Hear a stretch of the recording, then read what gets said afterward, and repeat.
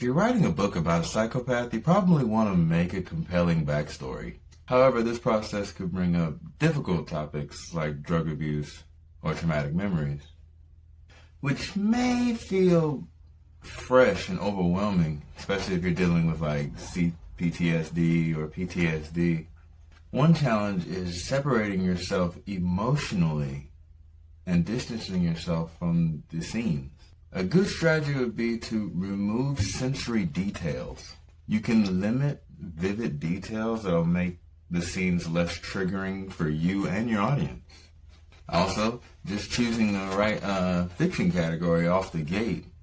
Like, just because you write adult fiction doesn't mean you have to write with graphic violence, sex, or cursing.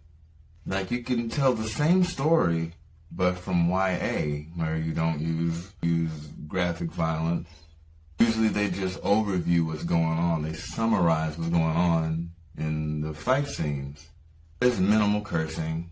As one of my language arts teachers said, people that curse usually have a small vocabulary. You're a writer, so we don't have to worry about that.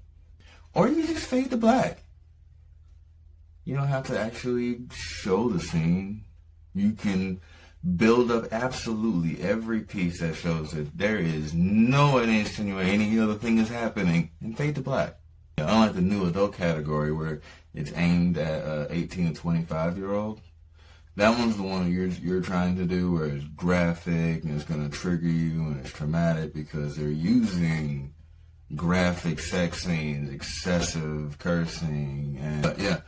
But if you're telling the backstory, and this is just a total book, you don't need to run through, because that's another thing. The pacing is different from adult to YA to NA. Adult, you can go fast-paced or slow-paced. You can go nostalgic. It could be a flashback. But YA, they're trying to go faster because that's usually the pace that the audience would like, because of their age range, which is usually younger than, 25. And you can also incorporate familiar tropes in order to distance yourself from the actual action that's going on. You can have like a drunken confession of what's going on instead of, reliving it. Or you could do a fake dating scene. Your scenes can just be overheard by another character, causing situational irony, like they were eavesdropping and caught pieces of it. You can use these techniques to maintain the actual story without overwhelming you or your readers. It doesn't have to, be an NA book. It can be an A or YA book. The main goal here is protecting your mental health.